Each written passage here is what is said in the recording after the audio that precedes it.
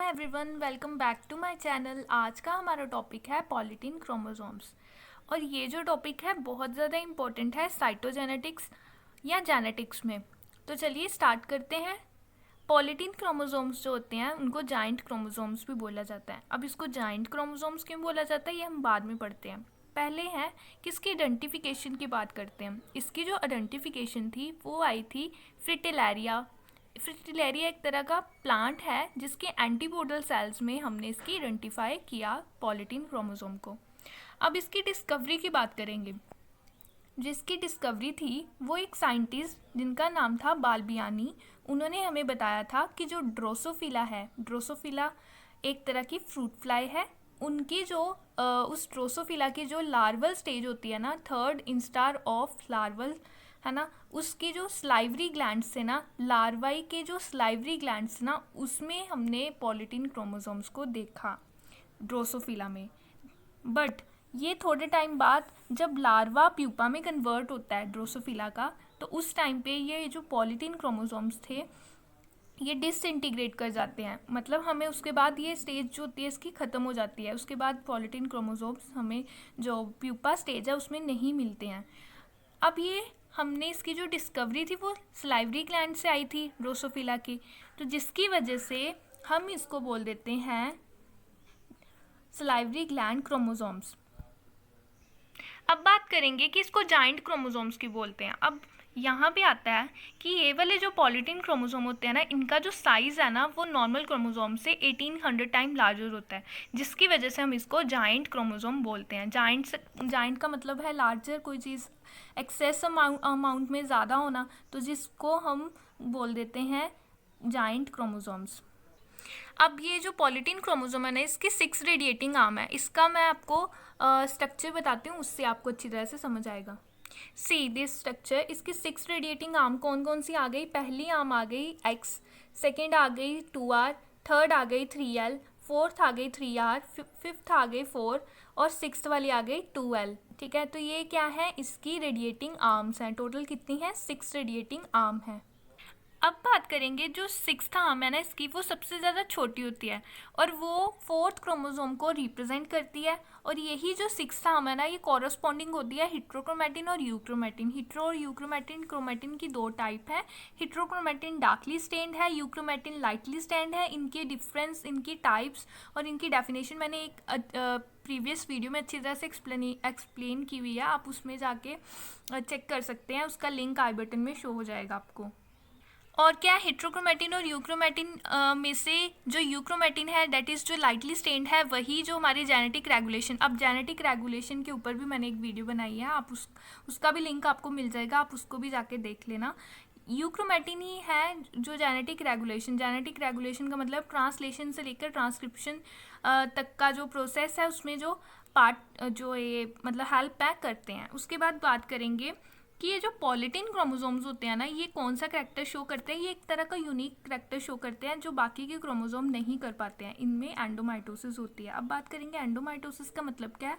सी इसकी डेफिनेशन लिखी हुई है कि डिवीजन होना क्रोमोसोम की, जिस क्रोमोसोम की ऐसी डिवीजन होना जिसमें जो न्यूक्लियर डिवीजन है वो फॉलो नहीं होती है, जिसकी वजह से जो इनका क्रोमोसोम का नंबर है ना वो इंक्रीज़ हो जाता है सेल के अंदर। क्रोमोसोम का नंबर इंक्रीज़ होगा, डिवीजन तो होगी क्रोमोसोम की विदाउट न्यूक्लियर डिवीजन।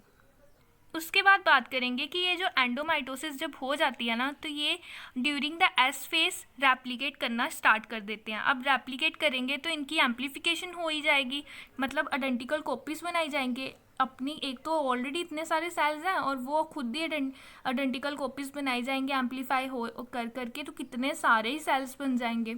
बट एक बात याद रखना कि एस फेज में ये रेप्लिकेट ज़रूर करते हैं, but during the cell cycle ये एंटर नहीं कर पाते हैं, क्योंकि उससे पहले तो ये डिसइंटीग्रेट होने वाले हैं। अब बात करेंगे कि जो एंडोमाइटोसिस होती है ना, वो जीन एम्प्लीफिकेशन को जो है इन्हांस करती है कि जीन जो है एम्प्लीफाई हो ही जाए। ठीक है, और फर्दर इंक्रीज, अगर एक सेल का जो नंबर है वो इंक्रीज हो रहा है, ठीक है, तो उससे सिमिलर सेल्स बन रहे हैं, एम्प्लीफाई हो होकर आइडेंटिकल सेल्स बन रहे हैं, तो उसका क्या रिजल्ट आएगा? ट्रांसक्रिप्शन और ट्रांसलेशन भी उसकी उतनी ज़्यादा इंक्रीज होगी। ठीक है, और जिसका फाइनल जो रिजल्ट आएगा वो ये आएगा कि जो हमारा जीन का प्रोडक्ट होगा ना वो इंक्रीज़ हो जाएगा, उसकी जो क्वांटिटी है वो इंक्रीज़ हो जाएगी। अब बात करेंगे कि जो क्रोमोसोम्स होते हैं ना ड्रोसोफिला में, वो क्या शो करते हैं, सोमेटिक पेयरिंग शो करते हैं।